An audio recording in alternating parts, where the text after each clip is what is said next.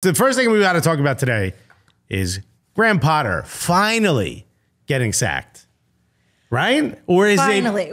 Did he not get enough time? Could argue that, but Chelsea are in 11th, right? Not looking good. Worse than when he got hired. Back to Tuchel, right? Who got canned just over a year and a half into his tenure, having already won 3 trophies. One being Champions League. Yeah. I mean, when you say it like that, it seems like it was a bad choice to fire Thomas perhaps, Tuchel. But again, different ownership, right? So I also don't think that they would have broke the bank to hire Potter when they did to replace Tuchel, right? Because they reached deep down in those money bags for him, and his history as manager just really didn't align with the overall club vision and otherwise. So what were they doing from jump?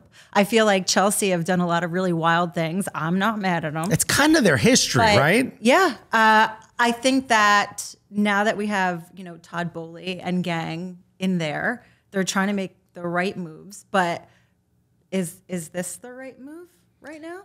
Well, we have a Chelsea fan, unfortunately, in here. What do we think? You had said that you thought Miguelito, obviously, is who I'm talking to, our very Latino producer, super Latino, but you can't see him, but it's basically like a Puerto Rican flag walking around here. I think it was Elias Gonzalez you called me on the first day. What are your thoughts on the Graham Potter tenure? It feels like there wasn't a full plan to begin with when they sacked Thomas Tuchel. You know what I mean? Todd Boehly came in. He clearly wanted to make an impact in the beginning. He's done that with spending enough money. The fans are happy with that. The dude bought you everybody you wanted. No doubt. And right, so but you spend all that money, right? So you got what in this transfer window? It was something like 330 million euros dropped. I think it was 600 million. I think all in, yeah. And you're in 11th. Yeah. So if the money isn't effective and the management isn't effective, counter, right? And granted, nothing was really working out, but when you look at the fact that he was, 7 months on the job, and they say even outside of world football, corporate America and otherwise, like your first 6 months kind of dictates where you're going. This man got 1 extra spared month. And I mean, you can argue either way. I understand the frustration of Blues. I think there's multiple issues there's the ownership issue and then there's the coaching issue. Graham Potter was very clearly out of his depth. Almost from the very beginning. From jump. I don't think almost from the very beginning. I think they made a weird selection. Well, I'm glad you said that you think it's not even a question, because I'm going to suggest that maybe that's not true. That maybe he wasn't out of his depth. I think when you look at what he was able to do over at Brighton, he was able to get a team with not a lot of big names to play very well, which is kind of what Brighton does, right? That's kind of their standard. They buy very smart. These players, again, Mitoma, again, there's like a string of players. Cucurella, right? There's a lot of these players that are playing. Man's got amazing hair. Incredible hair. He's not using it right now, or what's inside of it, what's underneath it. But they get these players to play completely sort of above their level, and obviously managers as well. And then they kind of move on, and we don't always see the best from them when they move on, right? Ben White, right, a great player, goes to Arsenal. I know he did a stint at Leeds, which is where really I thought, Arsenal picked him up. But most of the time you get these players that come out of Brighton, and there's a little bit of a learning curve once you get out of Brighton. And maybe the same thing with the manager. But I do want to point out, Arsenal was teetering on sacking Arteta early on. He got saved by the FA Cup, which I think bought him enough time. And look at what he's doing now. And that's the question, right? Is this too soon? I think it depends on if the underpinnings, as they claim, right? Because some of the reports that came out were essentially that from jump, Potter and Chelsea, as front office and otherwise, they just didn't have the same vision for the club. There was no alignment. And so I guess they had hoped that over the last 7 months, that would kind of gel. They've spent money, they appeased him in whatever way they can, and it didn't come to fruition, and they're out of patience is just what I see. But I feel like with players all in, you either have big fish, small pond with some of these smaller clubs, and they get to what could be essentially a major club, I guess. We'll call Chelsea what they are for now. For the moment, yeah. Big-ish? And big-ish, yeah, big-ish-esque. Yeah. They've won every trophy you could possibly win. They have, right? Yeah. They're just struggling right now. And so I would put them within that purview of big clubs. Sometimes you don't thrive coming from, say, a Brighton or otherwise. Learning curve. Yeah, there were some real bright moments. I was at Chelsea. I was at Stamford Bridge when they beat Dortmund in the Champions League. And there were moments where I'm like, yo, maybe this João Felix thing is going to actually create like a real move here, you know, create something where like, yo, they're actually scoring. And then I'm like, bro, I mean, they just looked dead against Everton. Yeah. And they had a string of bad games. They had 3 losses in a row. Saturday was completely unacceptable. So, they looked outclassed from the absolute beginning of that game. It was a brutal one. I mean, I honestly, I might send you flowers. Thank you. I apologize. Christian, you ain't getting the flowers for the baby. They're going to Miguelito. They're going to say like it's a boy, but like flowers, okay? Congrats, Mateo. They're blue. At least they're blue. So now they're in the position of needing to find a new manager. And obviously Nagelsmann's been floated around as a name, recently ejected from Bayern. Another manager that's been fired. Right, which a week ago, right? What a heck of a time on the sofa for him. He's like, okay, still getting paid. Right, and that's what happens is most of these have a clause where it's like, if you don't take your next appointment, right, you continue to get paid out. So, I mean, what a vacation. I would love to fail up. I am aspiring to be Conte. Yeah. Like, catch me on my yacht. Like, you know he's doing some with that money because he took that Ryanair flight back. He's saving all of it. He's like, I'm not spending a dime I ain't got to spend, bro. So now their other issue is right now their interim manager is Bruno, who has zero management experience. And not that I'm all schadenfreude on you guys, but I kind of like the entertainment value of knowing that they're looking down the barrel at a meeting with Don Carlo in Champions League. So, I mean, get your popcorn ready. I mean, anything can happen within the next week or two, but I really want to see that come to fruition for me, not for you, for me. The way I look at the situation at Tottenham, and we can talk about this a little bit more at length a little bit later in the episode, but you have like a couple of options in front of you, right? The most Spursy move, right, if I can say so, would be to try to get back with your ex in Pochettino.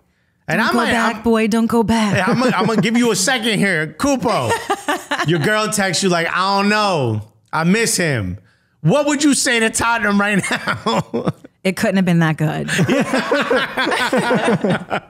Bro, Pochettino was a mistake then. And even though he did level you up, you've got to move past it. But they're in the exact same situation Everton were in when Rafa Benitez, right before they hired Rafa Benitez. Carlo Ancelotti, which is an insane name to say, managed Everton. When he left, remember, they were like, they gotta hire a manager of that ilk, which was Rafa Benitez. It was the only one available, or else you drop back down to where they are now, like getting a Duncan Ferguson or whatever that guy's name was, Duncan, or Big Dunk, and guys like that. Tottenham is in that same situation. They go back to Pochettino. That's bringing you back down a level. Can you go after a Nagelsmann? Is there maybe too many issues there? Is he maybe he's got a chip on his shoulder, right? Maybe that's the right guy. Does he even want that job?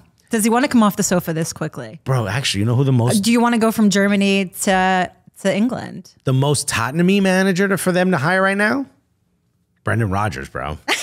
I agree with that. Would that not be the Spursiest of all? That would be quintessentially Spursy. But Levy might. You know why? Because he wants all the power. And Brendan Rodgers will just be so happy to get another opportunity, he'll let you have it. I think so. I think Brendan Rodgers would take that job, but I think Tottenham are still trying to go after Nagelsmann. We were talking about this a little bit last week right after Conte got sacked, before Chelsea sacked Potter.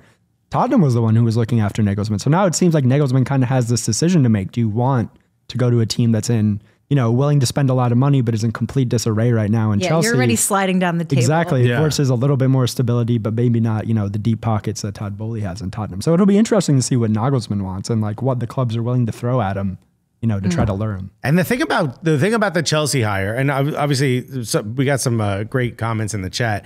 Someone said I'm later than Alexis to the show today. Thank you, Robin. Is Cupo full? Come on, you Spurs. No, she is very much an Arsenal supporter. That is the meanest thing anyone's ever said. Yeah. Did you see how much she laughed when I said Spursy, bro? Potter to Spurs might happen too. I can see that happening because it feels like Potter has something to prove. And Tottenham is in a situation where, who do you hire now? Because whoever you hire knows you might lose Kane, you might lose some big names.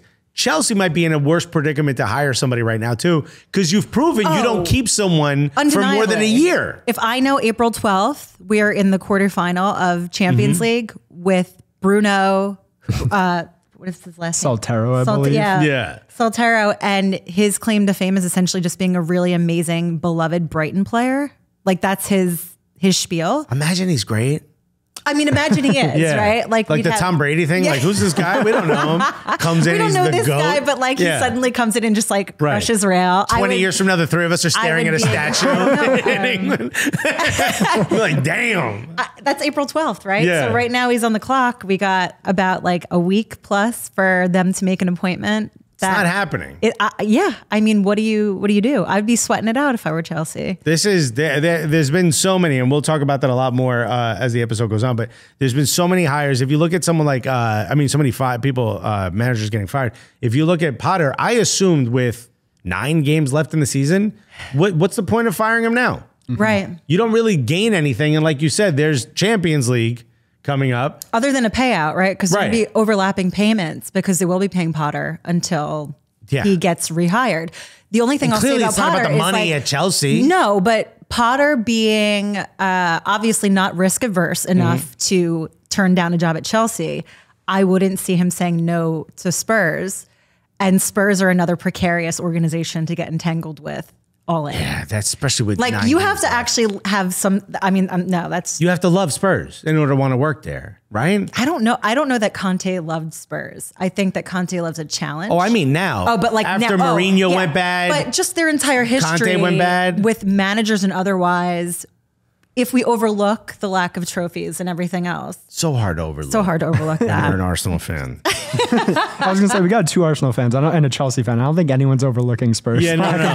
Spurs ain't gonna get a lot of love on today's episode if you guys are hoping for that. Boehly is spending money and sacking managers faster than Roman ever did. He respects our history, says Mark Nichols, and that is to me a point. It's our heritage. Just sack your manager and keep it moving. This is exactly what Chelsea is supposed to be, right? Quick trigger finger. It's crazy though, because when Todd Boehly bought the team, this was literally like the biggest thing that he was selling. We're not going to be Roman Abramovich. We're not going to be the team, constant new manager every 2 years. We want to build a long-term project, and look at where we ended up, right? What he meant by I'm not going to be Roman Abramovich is I'm not going to wait as long as Roman did. Yeah, exactly. I'm getting rid of these dudes right away, bro. That guy was slow to make change.